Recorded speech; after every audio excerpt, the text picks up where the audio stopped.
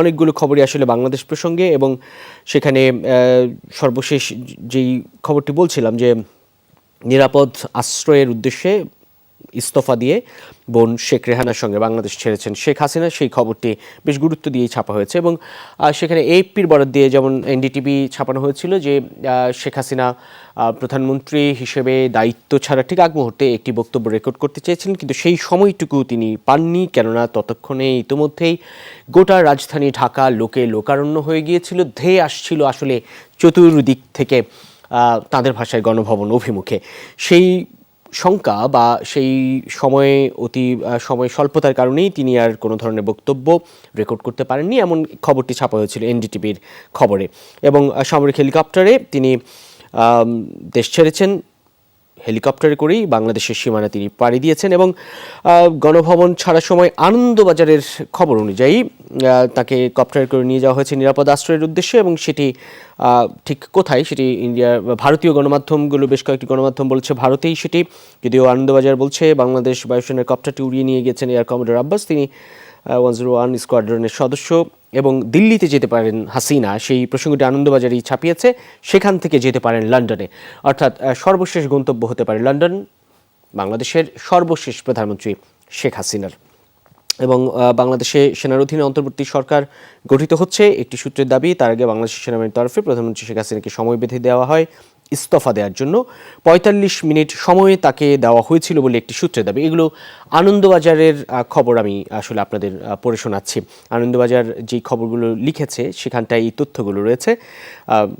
সেনাবাহিনীর তরফে প্রধানমন্ত্রী হাসিনাকে সময় বেঁধে দেওয়া হয় ইস্তফা দেওয়ার জন্য, ৪৫ মিনিট সময় তাকে দেওয়া হয়েছিল বলে সূত্রের দাবি।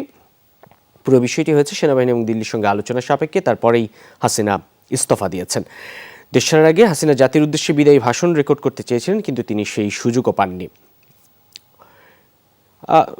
দেশি বিদেশি দেশি খবর খুবই স্বাভাবিকভাবে দেশি গণমাধ্যমের খবরের শিরোনাম হবে এই প্রসঙ্গ, কিন্তু বিদেশি খবরগুলো ইন্ডিয়ার সবগুলো গণমাধ্যমে বলা চলে এখন এটি খুবই গুরুত্বপূর্ণ প্রসঙ্গ। হাসিনার পদত্যাগ, বাংলাদেশের ছাত্র নাগরিক অভ্যুত্থান, জনতার জোয়ার এবং এক ধরনের দেশ ত্যাগে বাধ্য হওয়া, সেই প্রসঙ্গটি যেমন গুরুত্ব নিয়ে আলোচনায়, ঠিক তেমনি আন্তর্জাতিক যে গণমাধ্যম সেই প্রত্যেকটি গণমাধ্যমে আসলে এই প্রসঙ্গ খুব গুরুত্ব নিয়ে আলোচিত হচ্ছে এবং এতক্ষণে আসলে খবরের শিরোনাম হয়েছে।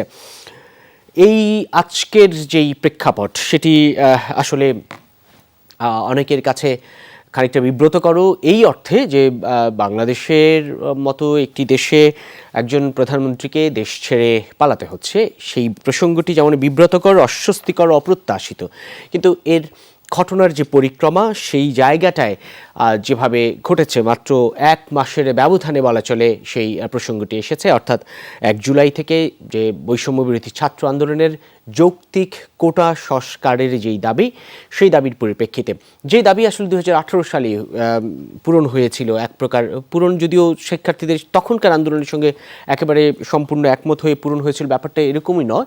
তখনও শিক্ষার্থীরা কোটা সংস্কার চেয়েছিলেন, কিন্তু সেই জায়গাটায় নির্বাহী আদেশে কোটা সংস্কার না করে সম্পূর্ণ কোটা প্রথাই বাতিল করা হয়। পরবর্তীতে চলতি বছর জুলাইয়ের আগেই, জুনেই বলা চলে, আদালতে, হাইকোর্টে কিছু শিক্ষার্থীর বা মুক্তিযোদ্ধার সন্তানের আসলে এক ধরনের একটি রিট করা হয়। মুক্তিযোদ্ধার সন্তানের সেই রিটের পরিপ্রেক্ষিতে কোটা বাতিল করে আদেশ দেওয়া হয়। তারপর ফুঁসে উঠে ঢাকা বিশ্ববিদ্যালয় এবং শিক্ষার্থীরা, প্রথমে ঢাকা বিশ্ববিদ্যালয় এলাকায় যে আন্দোলনের সূচনা হয়েছিল, পরবর্তীতে ঢাকা বিশ্ববিদ্যালয় এলাকায় সেই আন্দোলন আর থাকেনি, কেননা ঘটনার পরিক্রমা, যেটি বারবার বলছি যে প্রতিটি দিন, প্রতিটি ঘন্টা, প্রতিটি মুহূর্তের যে গুরুত্ব, প্রতিটি মুহূর্তের যে আচরণ, প্রতিটি মুহূর্তের যেই অবস্থান, প্রতিটি মুহূর্তের যে গতিবিধি, সেসব পুরো আন্দোলনটাকে একটা অন্যরকম পর্যায়ে নিয়ে গিয়েছে এবং কোনো কিছুই শেষ পর্যন্ত কারো হাতে আসলে ওইভাবে নিয়ন্ত্রিত থাকেনি। কেননা এই অর্থে নিয়ন্ত্রিত থাকেনি যে প্রতিটি মুহূর্তের বা সময়ের যে মূল্য সেটি